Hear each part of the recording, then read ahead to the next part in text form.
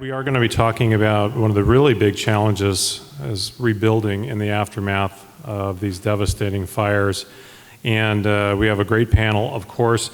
Their bios are right in front of you, so I'm going to not go back over those real quick. I'm just going to very quickly, starting on my far left and coming back this way, just give just a very quick introduction, and then we're going to get right into it. We have David Shew, retired from CAL FIRE, correct, after 30 some odd years. Impressive. We have Miss Lea-Ann Tratten from the Consumer Attorneys Association. Darius Anderson, who's been around the Capitol quite a long time, today representing the Rebuild North Bay Foundation, correct? All right, and then I have Darby Kernan from CSAC. And then we're joined by Mark Ghilarducci from the Governor's Office of Emergency Services. So as I said, their bios are in your panel, or excuse me, in your program. It's a pretty outstanding panel. So let's just get right into it here. Recovering from a devastating fire is challenging for anybody, certainly much more challenging for people of lower economic means. A lot of the fires we've seen in the last few years have really directly impacted that community. California's allocated hundreds of millions of dollars in the last several years toward fire protections, but what more can and should the state maybe be doing to help some of these people who are not wealthy enough to just overcome the shortfalls in insurance, et cetera, in recovering from these fire events? And I'll start, Mr. Shew, we'll just start at your end and maybe work our way this way. Sure, thank you. So since my retirement with CAL FIRE, I am on the board of directors with the California State Fire Safe Council, as well as working with NFPA, the National Fire Protection Association, with the Firewise communities. And I think that one of the things the state has available to them are these outside resources that are coming into play with communities around the country, actually, because as much as we're, of course, focused on California, and unfortunately I do believe that we're sort of at ground zero at this point for the fire problem, it's almost being described on a global basis that it's not necessarily so much a fire problem as it is a structure ignition problem. We've heard many speakers already in previous panels discuss the ember issues and the structure ignition problems, and we can talk about that some more. But the research that's being done on a global scale is really important.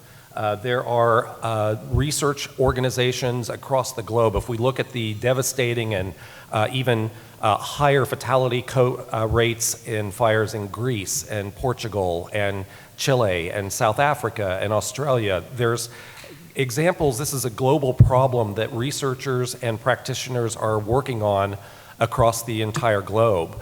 And bringing together those practitioners is going to provide us, I think, some real insight through the International Association of Wildland Fire and other organizations to really capitalize on the research and solutions to problems like this.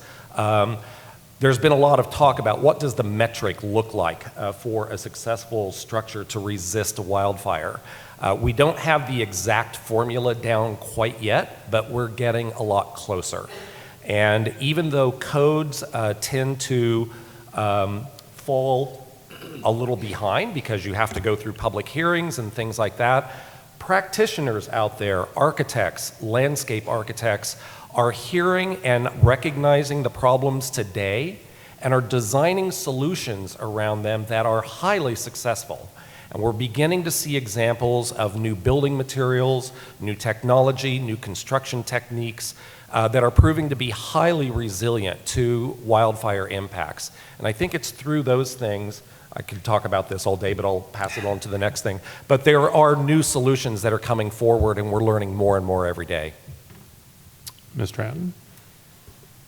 Well, I don't think there's any question but that the people who are suffering the most after these incidents are people who don't have the economic stability to be able to withstand it. And it's not only the fires themselves and how they recover from the fires, but even the PSPS events. It's always going to be the people who struggled to, put food in that refrigerator and spent their last dollar on it, and the power goes out. What are they going to do? They can't feed their children. So there are micro solutions and macro solutions we have to look at. And the micro, communities have to come back together. I think just our, there's rugged individualism in California, and frankly, the rest of the country is, isolated people more. Our communities need to rebuild. I'm really excited to hear some of the things Darby's going to talk about that have happened in Sonoma and Darius too. But we need to be forward thinking. There are cities like Baltimore who have established cooling centers, basically like rec centers for people to, throughout the year, to begin to build a trust relationship, a place they know they can go that's safe, and then when disaster strikes, there's enough trust they can go there. And then how do we rebuild? Obviously, there are people who had insurance, and hopefully their insurance was adequate to help them rebuild. A lot of people didn't have enough. It costs a lot more to rebuild with all the spikes that we've seen and just that supply and demand. So hopefully, in the case where we have the fires that are caused by utilities, we can get people paid so they can begin to rebuild their community. And then we have to look at what do we do on a going forward basis. We talk about these fire-safe communities. New building codes, it's very expensive for lower income Californians to meet those codes and to rebuild safely in these communities. Should we consider subsidies? Maybe. Sometimes that type of investment is going to pay off huge dividends in the long run. And then we can't ignore the macro here. We've obviously had problems with utility-caused fires. They have maybe caused 10% of the fires, but they tend to be the most destructive and devastating fires. I agree with Assemblymember Gallagher in that we've got to invest in hardening and this delayed maintenance. I mean, I've got a 100-year-old house. If I had let it just sit there and did nothing for, 100 years, I'd be in really deep trouble. These utilities have got to find a way, and it's a role of government and the PUC, I think, to enforce these hardening goals on the utilities, and at the same time, knowing that the climate is changing. We had 11,000 climate scientists sounding an alarm yesterday. We've got 12 years. Not that we're going to perish in 12 years, but 12 years to come up with solutions, or we're going to be seeing these events all the time. And all of these things are going to cost. Nothing is free, but we need to get started right now. Mr. Anderson. I actually live in Sonoma, and so I've had both the misfortune in 17 of losing buildings, and luckily in this last time, and I just want to say, having watched 17 and now 19, that both OES and CAL FIRE did an amazing job in these last fires. The way that the operation worked, I have the good fortune of owning a newspaper. Some said it was a stupid investment at the time, but I'm very proud of what the Press Democrat has been able to do. And we're seeing sort of what has happened at the local level, and as a couple of the other panelists were talking about. I look at sort of this in three phases. One is the initial phase right after the fires and what occurs with those that need it the most. And I established the foundation because I really felt corporate California, or more importantly, corporate Sonoma, needed to go ahead and step up and offer a leadership role, both from a fundraising standpoint, political influence standpoint, and we had to be there not just for that shock period of time, but we had to be there in year 2, year 5, year 10, because I will tell you, and it happened much more rapidly, we had the center of the world all looking at us in 17. And very quickly, Malibu happened down in 17 right away, and that took some of the attention away. Then Mendo came back the next year, and now Sonoma came back. And so you struggle, because if you lost, like I did in 17, you lost buildings. People's attention have now moved to the more recent victims and the challenges that they're currently going through. And as Lea-Ann pointed out, the people that have the least have the biggest challenges. But I will tell you, being on the ground, There are some programs that address those needs. I tell you that the working class folks in our communities that lost their house, they had bigger challenges in many respects than those that had the least, because there's a bigger support service around those in our communities that need it the most. And so I actually believe that, it needs to be in tandem, that the business community, like we did in Sonoma, needs to step up and provide. Within a 2.5-month period of time of the fires in 17, through the newspaper and a partnership with a bank, we raised $36 million. And in the next 6 months, we gave all that money away. There was no admin cost, nobody made a nickel. And the idea was to get it out for starter dollars for the people that lost homes, to buy computers for kids that didn't have kids that were trying to go back to school, to do things like clothing and so forth. And there was a lot of manufacturers that stepped up and partnered with us and provided resources, and all those things are key and crucial. So, those are some ideas, and I think I just want to shout out to Mark, because Mark was, for many people in our community, was that breath of fresh air that we needed at the time. Somebody that is in total control. We hired a guy by the name of James Lee Witt to come in and help us as a not-for-profit to sort of look at what was going on. And I will tell you that Mark and his team and everybody at, in the governor's office and so forth at the time did a fabulous job at reassuring all of us that had lost things. Darby? Yeah, from the local government perspective, it's interesting. Coffee Park in Sonoma County, which is not a low-income area, it's a medium to high-income area. The whole area burnt down. And when you look now, 2 years later, 60% of it is rebuilt. And it's rebuilt, I would say, from a couple of reasons. They did a lot of local organizing. They created block captains who helped take the issues that they were having, whether it was with the city or with the county or with the building department or the sewage system, and they would bring it to weekly meetings. And they started to help, solve the problems in a systematic way, and they had officials there on a weekly basis for 2 years. That's how they started to rebuild and got to 60%, but I can tell you that other 40% may not rebuild.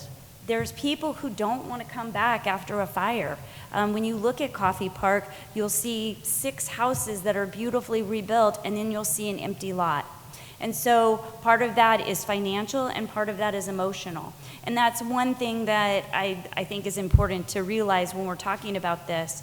When a local government perspective of rebuilding after these fires, it's, in Butte County and Paradise, there was over 5 million tons of debris that had to be removed before you could even start to rebuild.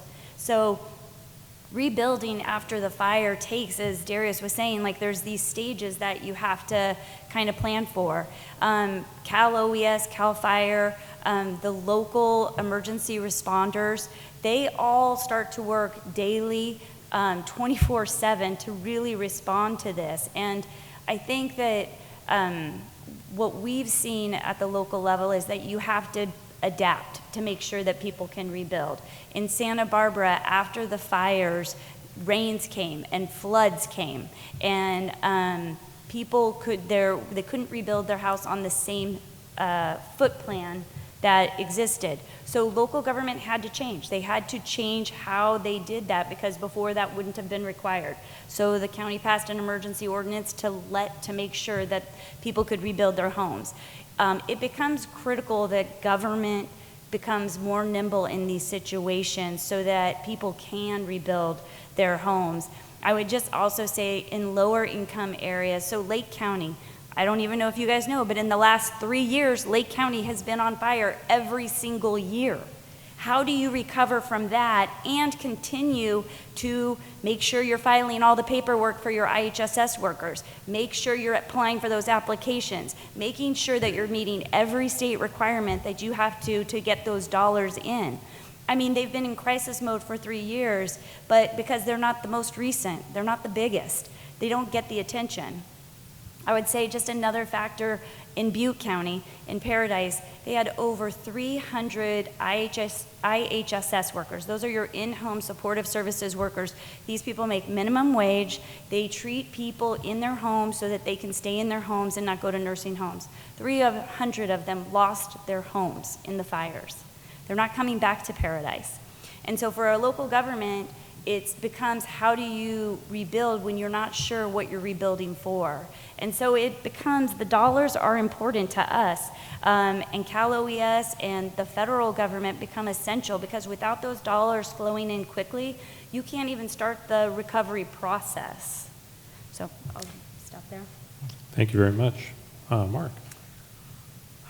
Well, I think you've heard some fantastic comments. I think the one thing that I would just say in having to be engaged with responding to and then recovering from all these events is that there is no silver bullet to this. There is no one way. It's not just a government solution. It's a government, it's a non-governmental, it's a faith-based, it's a philanthropic, it's a whole of community approach. And, you know, to Darius's point, how North Bay Rebuild brought much of the community together. That is really the way that we're going to address the long-term threat of climate-driven wildfires that we're seeing. And it has to be engaged before the events happen. The communities at large, the communities that are under most threat, need to consider their vulnerability and risks and work as a community with all of the community-based organizations to build a ethos and a culture of preparedness, and one that looks to understand what needs to be done to build resiliency in that community to be as resilient against wildfire. Now, we know that you're not going to prevent wildfire from occurring. The climate has made that clear. Mother Nature has said we are going to be dealing with these. It's how we are going to understand the threat and then put countermeasures in place in the front end of that threat. And that is as a community, building understandings starting in schools, community groups, other community-based organizations, to understand about defensible space planning. Maybe you want to change your land use planning, building evacuation routes, do public education programs, put alert and warning systems in place, and most importantly, make sure that the local hazard mitigation plan is up to date, and that local hazard mitigation plan is driven into the general plan, so that as future growth happens or buildings are built, they're built with the context of being prepared for wildfire. And so that's all on the front end. And there are grants, and there are organizations like mine that can come in and help, and organizations at the federal level like FEMA that could provide granting to local government that will help. But then there's the actual recovery after the event happens. And that is, again, where all that investment on the front end of a disaster will pay huge dividends on the back end of the disaster, because those folks that have been planning are now part of the baseline of making sure that the community recovers. And the relationships that are built, to Darius's point of reaching out to the bankers, to the large corporations, to others, I could tell you that I have seen a change, a tremendous change in the last several years of the amount of philanthropic money that pours in after a disaster. It's how a community is prepared to utilize that money to address, first of all, the most vulnerable of populations, and then building that out of being able to help to rapidly get that community to recover. A big part of it, as Darby's point is, crisis counseling, behavioral issues, and the impact of post-traumatic stress from these disasters. We are seeing it up and down the state of California. And I think you're seeing it sort of translated into news stories and others where you say, oh my gosh, California, is it livable? Is it burning up? Is it dropping into the ocean? None of that's occurring. We all know that's not the case. California is wonderful. But there are these realities that we need to go through like any trauma. and organizations like Department of Health and Human Services and Public Health and my organization, working with those community-based organizations to try to address the need. Let me just close by saying, we have all had to pivot and evolve through these crises. Look, up until from the last major disaster declaration that was provided by the federal government, by the president, was in 2008. And then we didn't have any presidential disaster declarations until 2013. And from 2013 to 2019, we've had 17 presidential disaster declarations, over 98 states of emergencies. We are going through a period of time that is, and almost all climate driven. Now, there's not all of them. Some were earthquakes, which don't forget, we have those in California. Some were storms and flooding, and one was a terrorist attack.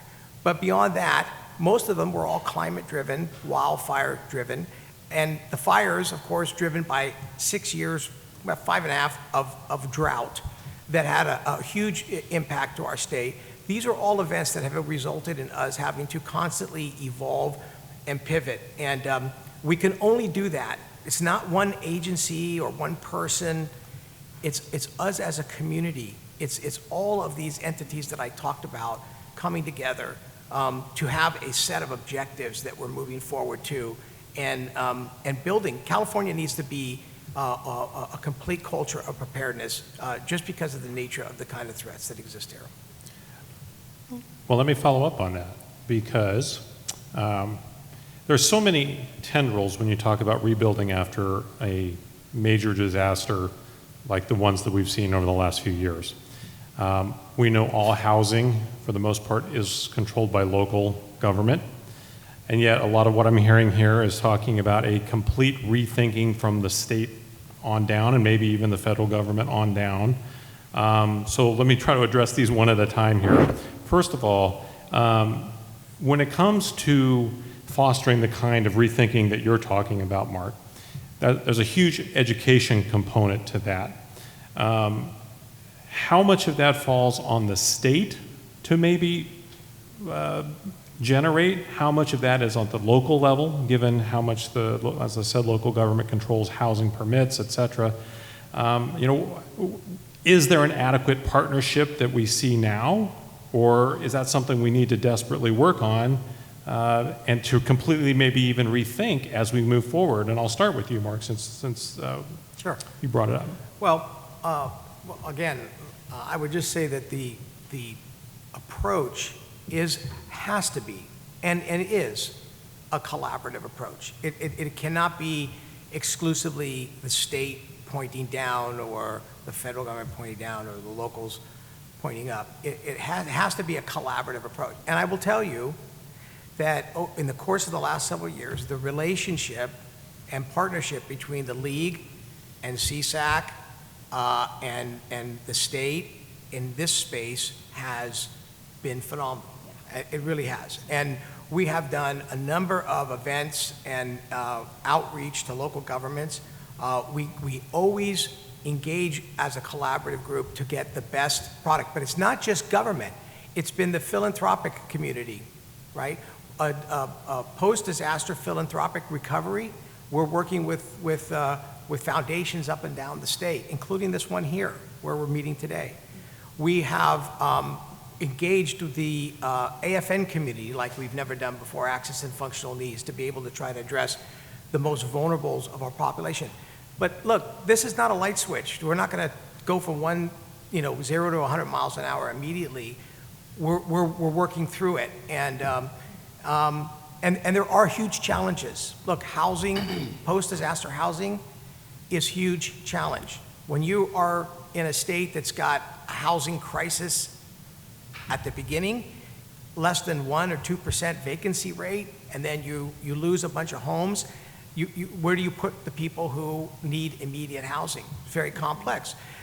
We are always concerned about people leaving the state after, and in reality, what happens is when you look at the heat map, after these disasters, people go to where their family and friends are, and some of them will go out of state, many of them go out of state to be with family and friends because they need a solid and secure place to reside. The idea is, though, is to Darby's point earlier, and this is very important, the sooner that we can move to clean debris and get the community ready to build again, the sooner these people will come back, and the intent, as long as we provide the programs and ensure that our partners in banking and insurance and all the things I just mentioned are at the table, we make it as inviting and as capable for people to come back and rebuild as possible. That is a leadership issue, that part.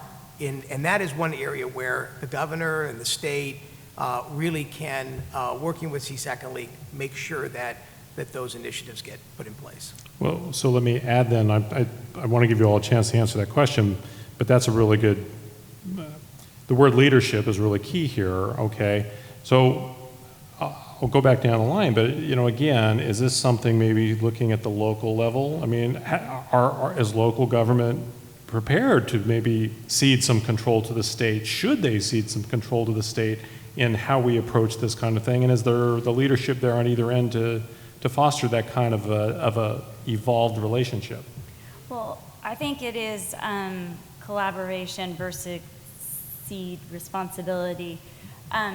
When you say local government controls housing, you're partly right. We control the permitting and the zoning, but we don't build the housing. And so while we can put out and say these areas are where you can build, if builders and private companies do not want to come in and build there, it doesn't happen. And so we do, I mean, what Mark is talking about is really important. We have had all of these events together, and we work together, and we cannot thank the governor or his staff enough for when there is an emergency. Declaring a state of emergency gets everybody in place to start figuring out how to do the recovery and what comes next. I think it's hard, though, to try to figure out what the control we would give away is.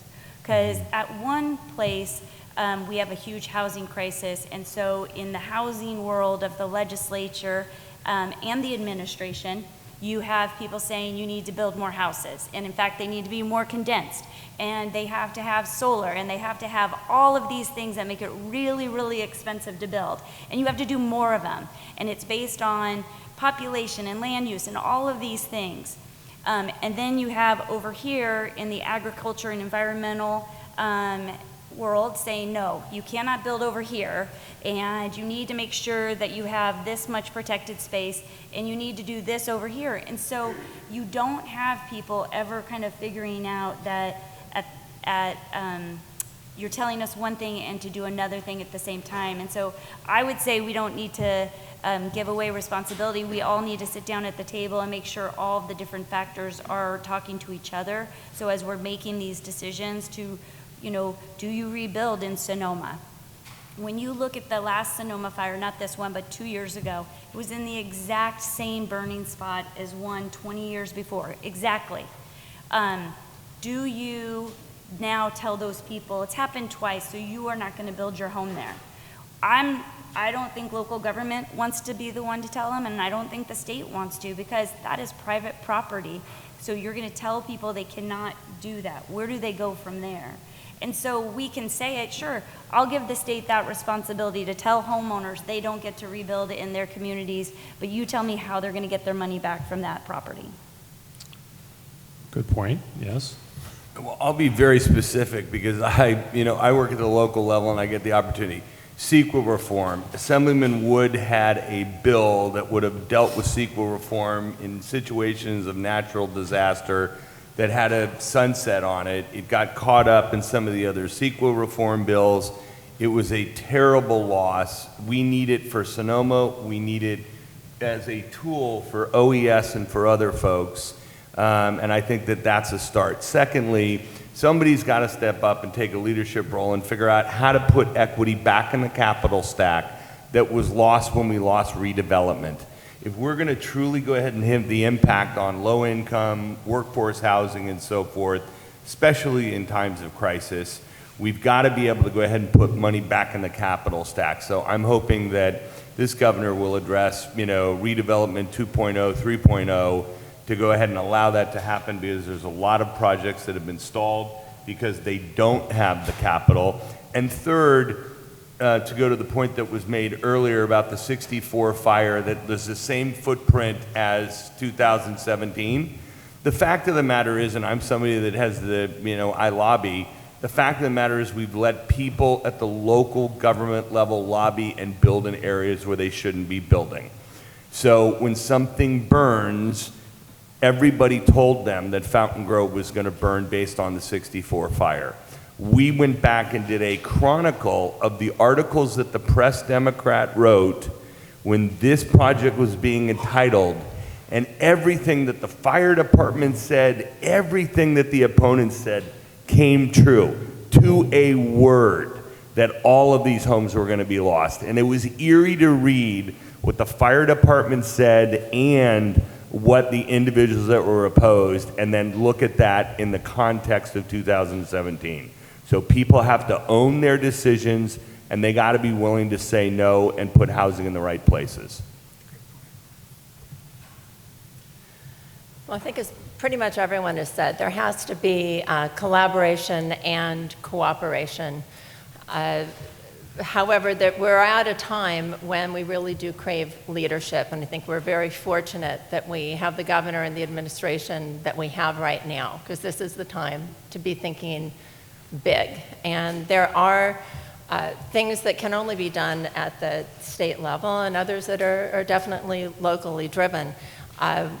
Talk about CEQA, it's definitely an issue when the cost of a timber harvest plan, is just astronomical. You got to find a way to speed that up. There are obviously other factors that cause delay in rebuilding. When we rebuild, we have to think about urban density, and I can see the frustration from a local level, but if we're not looking at urban density, again, I have to go back to we are in the middle of climate change, and 40% of our greenhouse gas emissions are transportation. 28% of that is single vehicle emissions.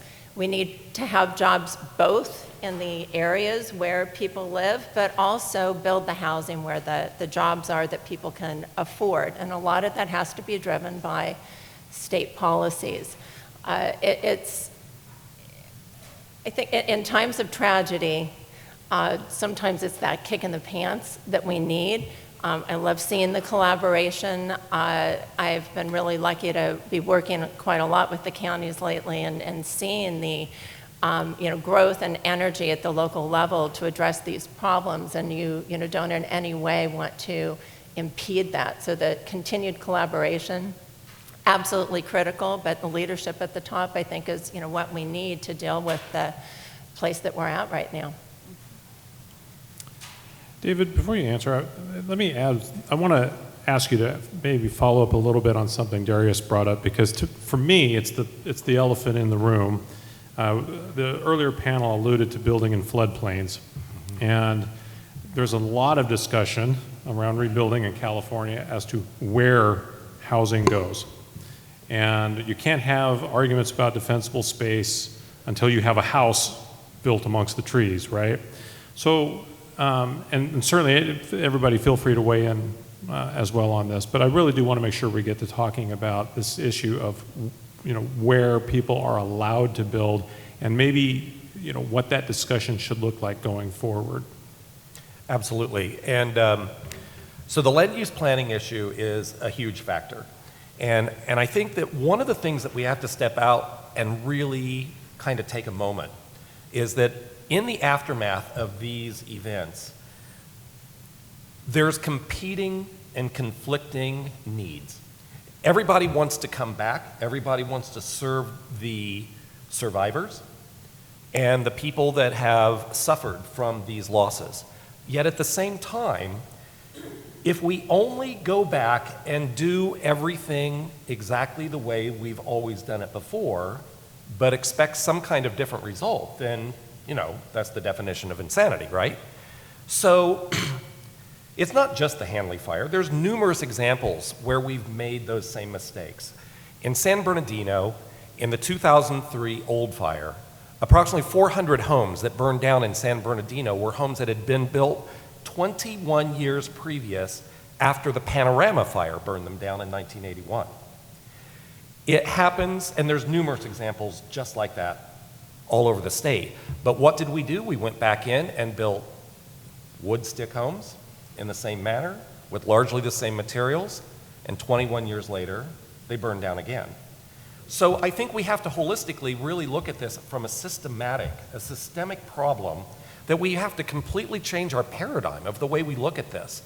Are we building in the wrong place? Perhaps, and yes, we've been doing it for 100 years. So how do you turn that around? I don't know the solution of telling people who own property in a place that is dangerous to live, in a fire-prone area, and tell them, we're sorry, you can't live there anymore. They've done that in lands around the Mississippi that continually flood and things like that. Should we instigate those kind of thoughts in California? Perhaps, but that involves some deep discussion. I think on another tone, though, there is so much research and availability of knowing how we can more resiliently build in some of these areas in a more successful way. Again, we don't have the exact metric, we don't have the exact formula to tell us exactly what it is, but we're getting closer and closer with newer materials. And again, this isn't just a California problem. There are solutions that have been popping up all over the world that are being successful in similar impacts that we should be considering and looking at importing to California that are economical, energy efficient, and highly fire resilient.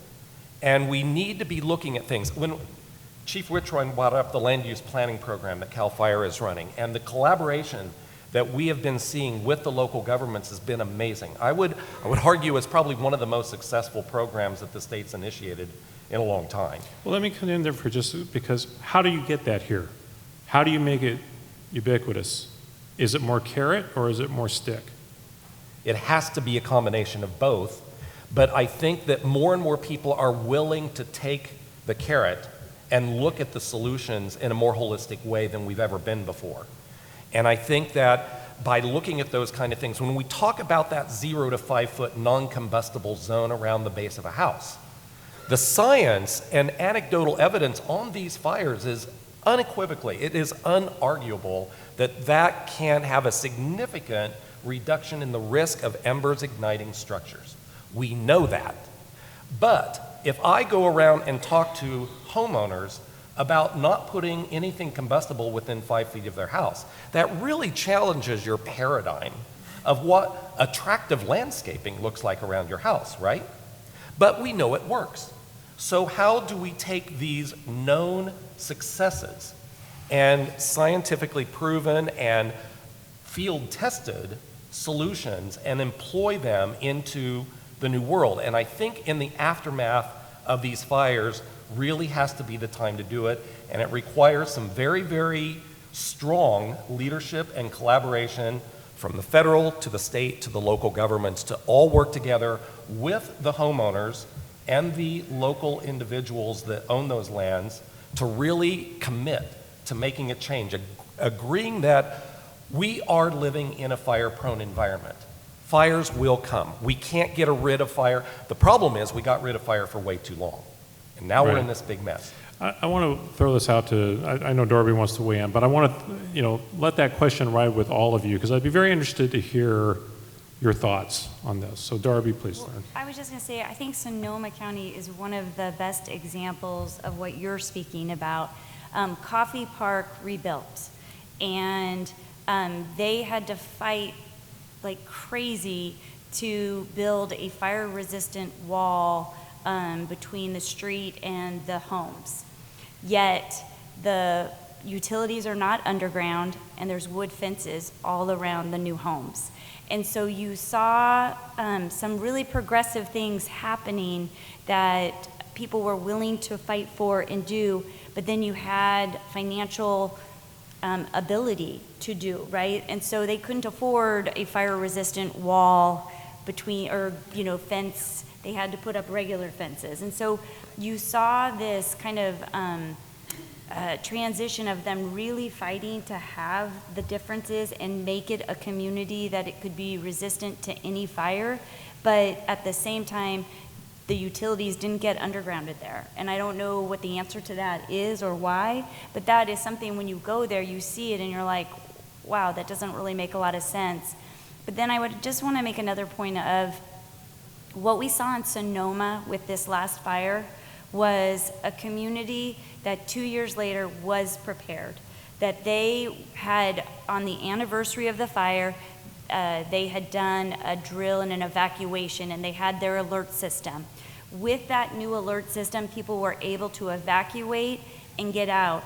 And so a community of 2,000 homes that would have probably burnt down otherwise, but people had evacuated, so instead of firefighters trying to get people out of their homes, they were able to actually fight the fire.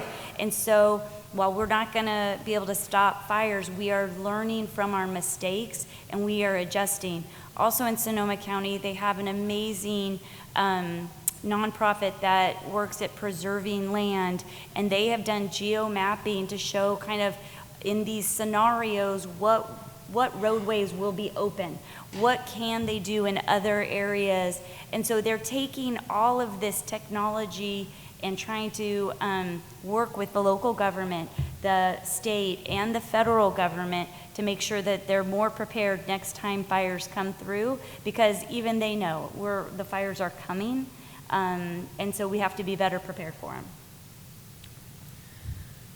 Well, you know, it's interesting. We talk about the different communities. I live in Oakland, and we all know the Oakland Hills had its issue with fires. And just More than recently, once. yeah, fortunately I'm not way up there. I'm kind of in the middle. But they rebuilt and, better building codes, but still really narrow roads. So they're saying they want to try to keep people from parking on the roads so that emergency personnel can get through. Well, hell no, they are not going to give up parking on those narrow roads.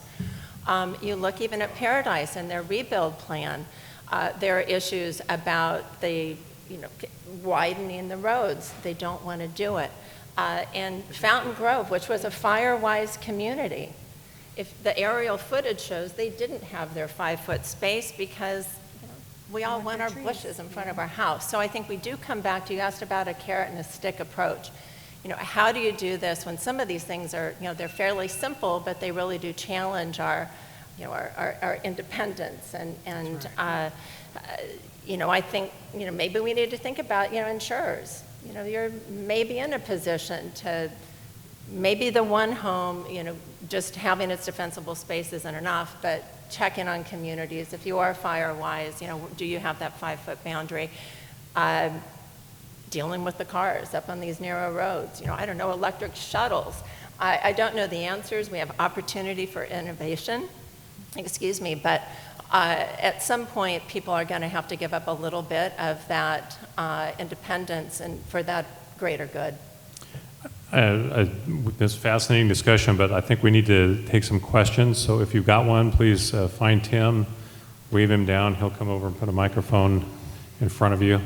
Thank you. My name is Felicia Lee. I'm an attorney with Legislative Counsel, so we just draft the bills. I have two questions.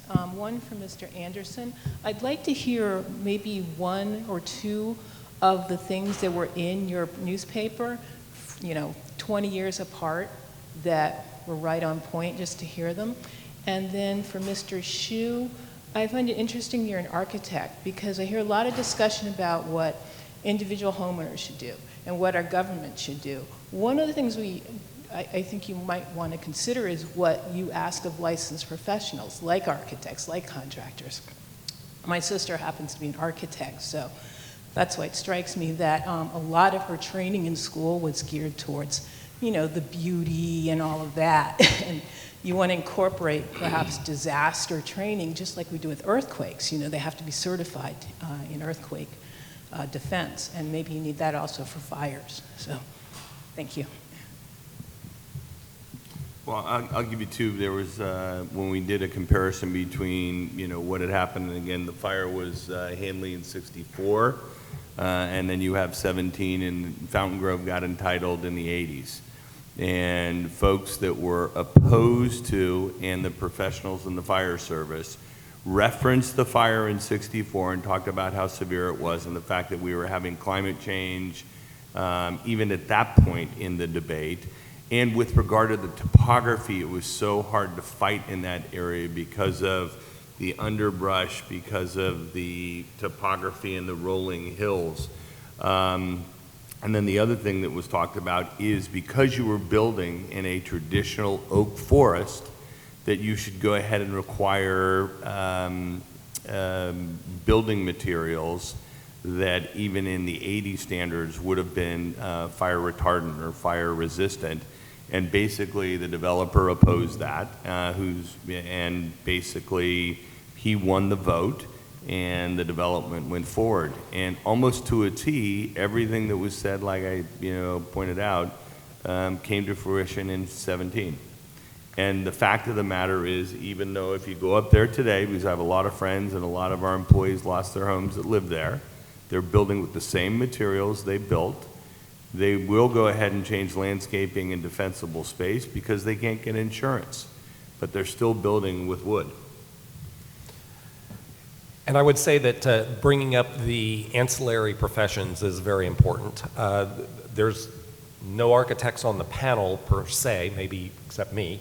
And I wasn't asked as an architect to come and talk. But the architectural profession, if any of you have tried to find an architect to do anything for you or a contractor right now in the Bay Area, specifically in Sonoma County, good luck. Because they're all so busy trying to rebuild, but they're seeing the problem and designing around it. I mean, they're not waiting for laws or regulations or codes to change. They're seeing it on TV. They're seeing gutters ignite. They're seeing embers blowing into vents. And they're saying, well, if the gutters are such a big problem, why are we putting them on houses? I have friends that are architects that haven't designed a house with a gutter for 3 years. Because they see it as a problem and they designed around it. They deal with the water runoff in a different way. Not an expensive way, but just a different way. And the embers, getting into vents. We have very good materials as far as fire-resistant vents today, but they're not 100% foolproof. And if you're a designer, you simply look at that as a problem and say, well, then get rid of them. Design the house without them so it doesn't ever become a problem. And so they're designing homes, and there's very cost-efficient ways of designing, meeting the requirements for the air exchange and all the, don't get into the details of construction, but they can solve the problem without them. So the design community is actually way ahead of governments and everybody else in looking at the problem and designing ways around it. These new materials, coming up with ways like, I think I'd like to try that. I'm seeing that as a potentially successful solution to this problem. Let me try it on the next house I design. And so there are more and more examples of these successful materials, building design ideas and things like that that are coming forward that I believe when they're tested in the next fire will prove to be highly successful. I think we have time for one more quick question, if there's a quick question out there. I have a quick one, because I have the microphone. So That's the power, yes. the power. I think this is for Darby or for Darius, but there was a reference to redevelopment and fire. So my question is, did the abolishment of the redevelopment agencies in early 2012, has that affected the amount of fires we're having? Is there a connection between the two, or no? I don't believe so, but I think it's in the rebuilding. It's in having the funding to help kind of rebuild the new communities and making sure local government has those dollars. But I don't know if Darius has... No, I don't think it caused fire, but I think that we, to go back to a Pat Brown era, we have to go ahead and plan in 50 and 100-year increments. And I believe by taking redevelopment out of the solution, you didn't have that ample housing stock that was closer to metropolitan centers, pushing more people into the suburbs and into these fire areas. So if we can go ahead and get dollars back in the capital stack that allow folks to build closer to transit, more density, higher density, new building technologies, that type of thing, we can meet our overwhelming housing demand and not have to build it either in a floodplain or an oak forest. Thanks. Mark, you want to weigh in on well, that? let me just, because this is a great conversation, because on the carrot and stick issue. So I would, if I surveyed the group here, I would suspect one of you either lives on or near an earthquake fault, or in and around a floodplain, or possibly in a wildland-urban interface. That's California. And the fact of the matter is that after the big earthquake occurs, and it will occur, we're going to be sitting at this panel talking about why we allowed development on faults within the Hayward Fault. In fact, as you know, the Hayward Fault has all the major hospitals, the University of California, you name it, in density up and down that fault system. That will be a catastrophe like we've never seen before, by the way, that we need to think about. We're going through a lot here, but the earthquake's going to be the thing that's really going to bring us to our knees. And I will tell you that we have thought a lot about that collectively as a society, as government, as private sector. The architects take new building codes. After every earthquake, we upgrade building codes. We know that it's not probably feasible to say that you're not going to build an earthquake country. But what government can do is we can require as much sustainability, reliability, or resiliency, in that building stock to be able to buy down the risk. This is the same thing in the urban wildland interface. I'm sure Chief Rich White talked about this when he was up here. One thing that we can do, and that is, look, we know people are going to want to live in the WUI. That is an opportunity for them. That's part of the carrot that we will provide. But the stick is the state and local government declaring regulation, but then also putting in requirements for building. There should be no reason why we cannot design and build a type of structure that could be built in the WUI that is as much fire resistant and resilient as possible. And and everything around that house, that structure, has to have a certain kind of landscaping. There's no question about it. It's the way we do it. And that's how we need to be forward. That's what we can do as government collectively. Now, will people not like it? Is it not aesthetically pleasing? Can you not put all the great trees right up to your house? Probably not, but that is the give and take of living in the WUI. And if you're going to live in a fire corridor like you're living in a floodplain, what do we do in floodplains? One, you require insurance, or two, if you go along the delta down here on the river, you'll see houses that are raised up. They're raised up. That's a mitigation effort so that when the floods come, they don't have a repetitive loss. Because I will tell you, the federal government's not going to keep paying for these disasters over and over and over again. And we as taxpayers shouldn't want to do it either. So the different thinking is we have to put in that carrot and stick. It's an opportunity, there's funding, there's opportunity to build, but then on the stick side, there's got to be a different way that we're building, because it's unrealistic to think that we're not going to build in the WUI in this state. It's just not. Just like we're not going to not build on an earthquake fault or in a floodplain. So that's just my point about that, because these are all great comments and they all have merit. But the question is that as we evolve, and I think that's when I talk about culture preparedness and building that into a community, is that the community realizes we're different here because we have a different sort of threat that we understand. And we're going to minimize that threat by bolstering up our defenses. And I'll just close by saying, I will guarantee you, as we sit here today, there will be another fire in the Oakland Hills.